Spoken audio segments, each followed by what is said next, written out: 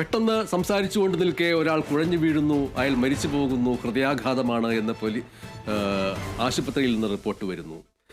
എങ്ങനെയാണ് ഹൃദയാഘാതം ഉണ്ടാവുന്നത്? ഹൃദയാഘാതം ഒരു പ്രത്യേക പ്രദേശത്ത് നിരന്തരമായിട്ട് ആർക്കെങ്കിലും കൂടുതൽ ഉണ്ടാവുന്നുണ്ടെങ്കിൽ എന്തെങ്കിലും അതിന് കാരണമുണ്ടോ? ഇത്തരത്തിലുള്ള കാര്യങ്ങൾ വ്യാപകമായിട്ട് ചർച്ച ചെയ്യപ്പെട്ടുകൊണ്ടിരിക്കുകയാണ് രാജ്യത്താകമാനം. പ്രത്യേകിച്ചും കോവിഡിന് ശേഷം കോവാക്സിൻ അടക്കമുള്ള വാക്സിനുകൾ എടുത്തിട്ടുള്ള യുവാക്കളുടെ കാര്യത്തിൽ ഹൃദയാഘാതത്തിന്റെ എണ്ണം കൂടിക്കൂടി വരുന്നു എന്നുള്ള നിലയ്ക്കുള്ള ചില റിപ്പോർട്ടുകൾ, അത് ഔദ്യോഗികമായി സ്ഥിരീകരിക്കപ്പെട്ടിട്ടുള്ള ഒന്നല്ല എങ്കിൽ പോലും അതും ഒരു ഭാഗത്തുണ്ട്. ഈ ഒരു പശ്ചാത്തലത്തിൽ ശ്രദ്ധ നേടുകയാണ് കർണാടകയിലെ ഹാസൻ എന്ന ഇടം. ആ കർണാടകയിലെ ഹാസനിൽ ഹൃദയാഘാതം മൂലമുള്ള മരണനിരക്ക് ഉയർന്നതായി റിപ്പോർട്ട് വരുന്നു. 45 ദിവസത്തിനിടെ ഇവിടെ 30 പേരാണ് മരിച്ചിരിക്കുന്നത്. ഹൃദയാഘാതം തുടർച്ചയായുള്ള ഹൃദയാഘാതം മൂലമുള്ള മരണത്തെ തുടർന്ന് കർണാടക ആരോഗ്യവകുപ്പ് അന്വേഷണം ആരംഭിച്ചിരിക്കുകയാണ്. ജനുവരി മുതൽ മെയ് വരെയുള്ള കണക്ക് പ്രകാരം 6943 പേരാണ് ഹാസനിൽ ഹൃദയാഘാതം മൂലം മരിച്ചത്.